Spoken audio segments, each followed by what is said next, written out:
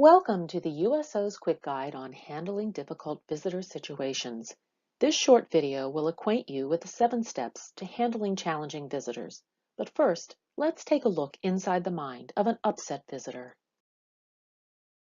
Most USO visitors you come in contact with will be kind and gracious, but on occasion you may encounter challenges. Some theories suggest that when people get frustrated, they use anger as a bargaining emotion to establish control over situations they perceive as unfair.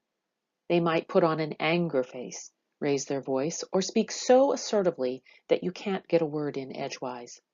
Regardless of what is causing their frustration, whether it's embarrassment at not knowing our admissions policy, disappointment that we don't have a service or resource they were expecting, or that their travel plans have gone awry, what they are looking for is an understanding of their situation, some help to resolve the problem, and to feel valued.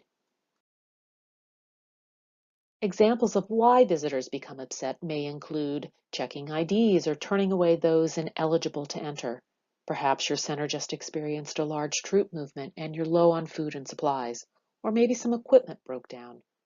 Sometimes a visitor is upset for reasons that have absolutely nothing to do with the USO. Maybe they missed a travel connection, or they're worried about a loved one back home. Regardless of the reason for a visitor's frustration, there are simple steps you can take to diffuse the situation and help them address their concerns.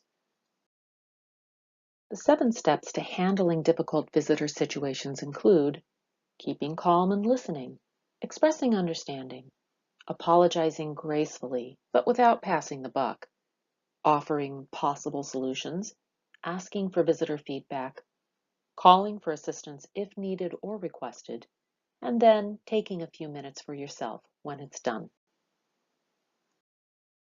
The first rule in any difficult situation is to keep calm and listen. Sometimes it's hard not to take it personally when someone is directing their anger towards you, but try to remember this isn't about you, it's about their frustration. And if you find yourself the object of a visitor's frustration, try to keep breathing and try to relax. Then focus on the visitor and listen to their complaint. Many times, listening attentively and without interruption is the most crucial step to diffusing a difficult situation. Sometimes it also helps to smile before responding, even if it's only on the inside.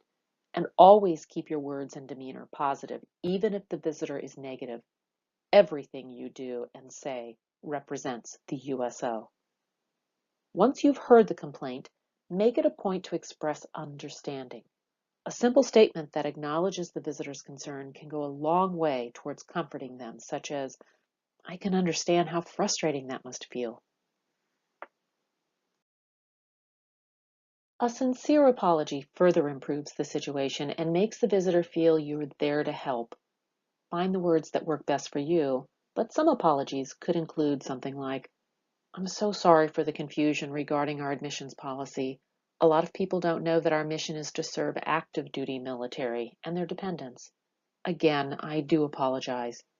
However, a sincere apology might prove ineffective if it appears that someone is trying to pass the buck, such as, "They just told me to do this. I disagree, but I don't make the rules."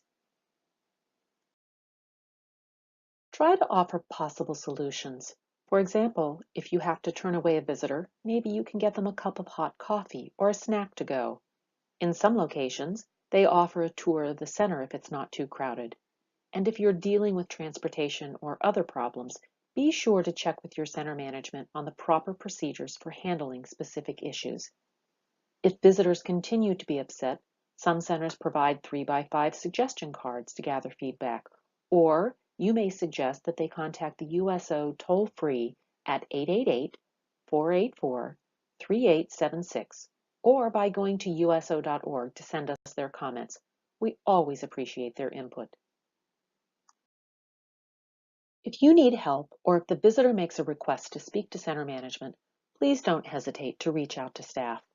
And on the outside chance you feel your physical safety or the safety of others in your center is under threat, know what your center's security procedures are and call for the appropriate help.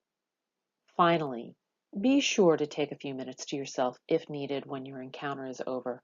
Some situations can be draining, so treat yourself to a quick walk, that special cup of coffee, or find someone who makes you laugh.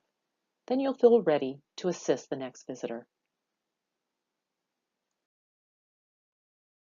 For a refresher on the USO Center admissions policy and examples of the government IDs we accept for entry, be sure to view the quick guide on Who We Serve located under the Training Library tab in your USO volunteer profile. If you're looking for more guidance on how your center responds to difficult visitor situations, please be sure to contact your center management. We hope this quick guide has been helpful, and thanks for everything you do to connect service members to family, home, and country.